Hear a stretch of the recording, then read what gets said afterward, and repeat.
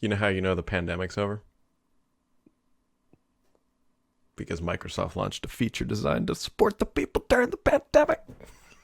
Just for people listening on audio, I shook my head there like an idiot because I don't understand that some people can't see me. Uh, yeah, and you know how it's Microsoft? I enabled it, and then Brad and I couldn't Yeah. connect this. And I mean, we spent 15 minutes troubleshooting it. I was positive it was your fault because in Teams, everything's connected, Yeah. set up correctly. And then I removed the personal account, and guess what happened? Well, actually, Teams wouldn't launch. I had to reboot the computer. But then what happened was It worked. it worked.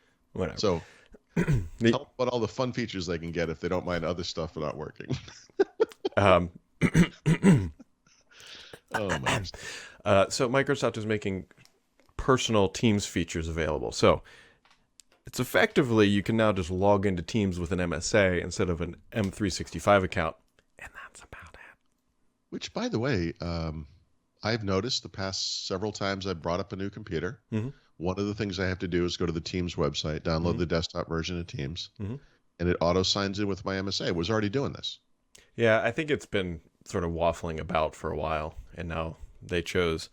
Yeah, so I would have to sign know. out and sign in with our work account. So now I guess you can add multiple profiles. It looks like. Mhm. I'm not going to look at it again for a few more days because what happened. But I got to tell you, I mean, I looked at it and I thought, what I want as a Skype user is I've got people like Mary Jo and Raphael and others who are on Skype, and I'd like to have one application that I use for communications. I don't mind there being two windows; it'd be a little easier to manage that way. And I'm thinking, I sign in with my MSA, I should get my Skype contacts, I'm good to go. And guess what happens? That's not what happens. No, you gotta. It's kind of a brutal switch. Like it's not a It is not the Skype integration. right, like some sort of seamless and wonderful world of happiness. Yeah. So I can tell you what I'm not going to do is send Mary Jo or Raphael or anyone else an email or a text message or whatever it is. Hey, join me on Teams. Because what that will do is create another way for those people to communicate. Yep.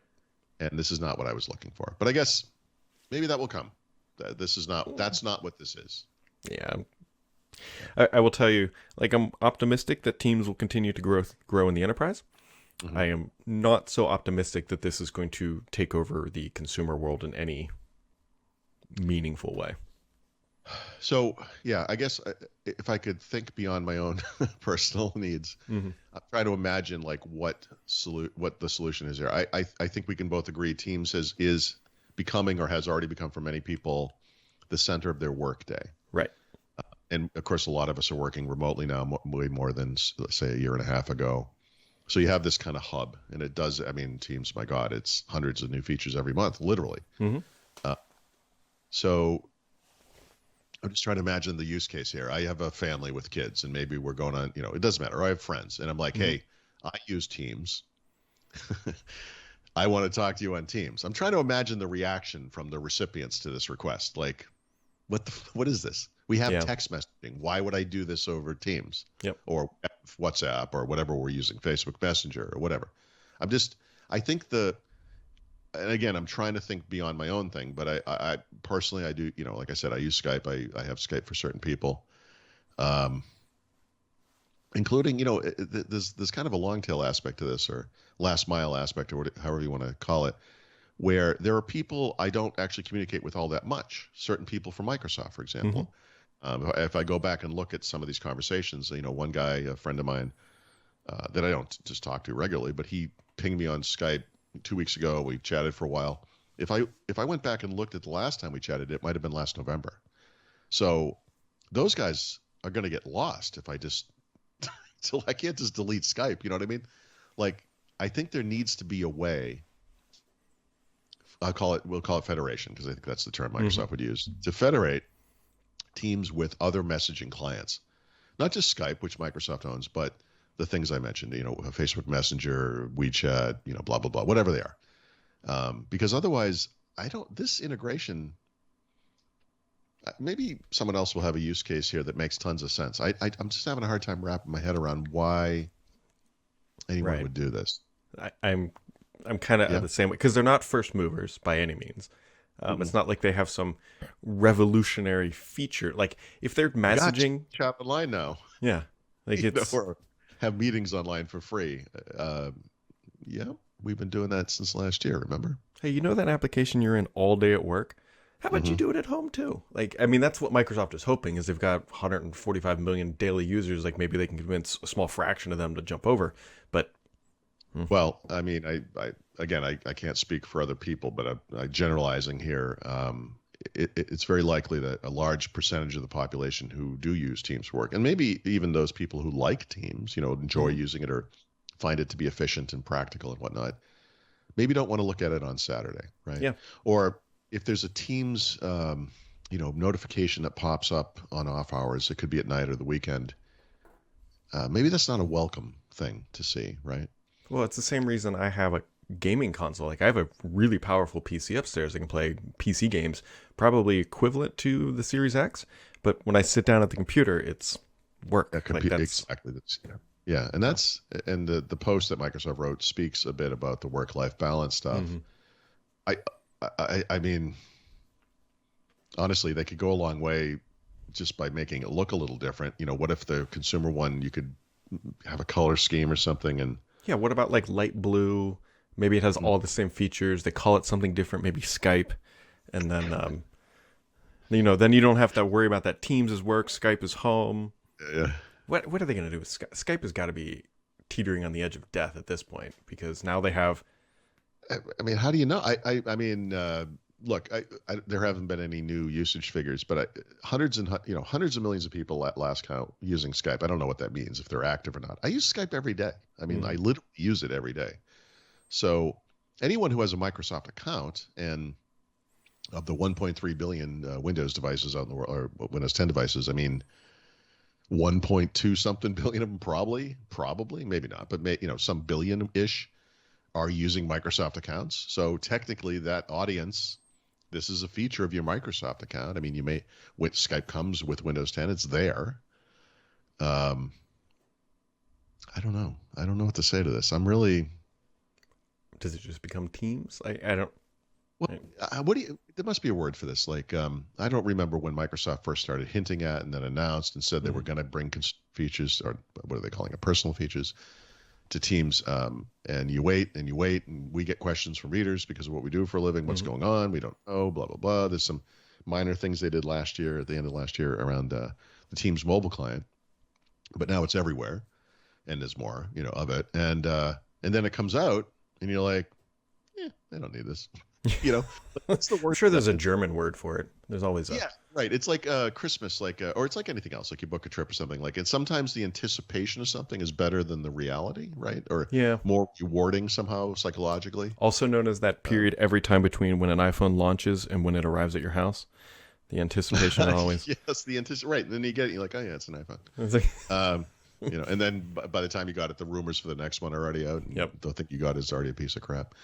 I don't know. I don't know what to. I'm so much more mixed on this than I thought I would be. You Yeah. know. Well, if you've got a media company and a large telecom buys it, there's a good chance they will devalue it and then spin it off because they realize that they aren't media companies. I think the only one that's surviving now is Comcast. So, Right. because Verizon Verizon's got, a dump pipe. yep. The thing they fought for actually decades. Yeah. And then AT&T just spun out Warner Media with Discovery. I didn't realize. So AT&T has, well, I don't mind a problem here. Well, first off, they paid like $80 billion for this, and they're getting like $40 billion or something for it. Something, Oh no, I think is that right? Let me look. I don't know. There was a merger, and I saw the number 40 billion floating around. But the other issue I think AT&T has right now, at least prior to this spinoff, is they have around like 170, $180 billion in debt from Oh all really? these like crazy acquisitions. Remember didn't they buy Dish? They bought Yeah. Warner Media, and they bought all this stuff, and it's Bigger just is not, always better, Brett. You know this. It's. yeah. So they've Oh no. got to deal with that. By the way, big announcement just came out. There's been a lot of lossless stuff around Oh Apple. yeah, yeah. Apple Music. So they just announced it, Oh, and for it's gonna be Apple's. free. It's free. I mean, you have to be paying for Apple. I'm sorry, Apple Music you pay for, but it's not like another tier. Hmm. That is, that's amazing, right? Now, as Yeah, a user, you're like, awesome. But I got to say, that's an antitrust issue right there, right? Because Spotify has to charge for that. yeah. Amazon has to charge for the extra, I mean, over the Hmm. normal stuff. And Yikes. So that's interesting. Anyway, I feel like Apple's just really leaning into that antitrust stuff lately. Like oh my they're just God. Yes. like, you know what? Yes. You think It's like you're a we're serial bullying the ad killer and market? they Like, know who you are, and you're like, you know what? I'm going to kill even more people. yeah.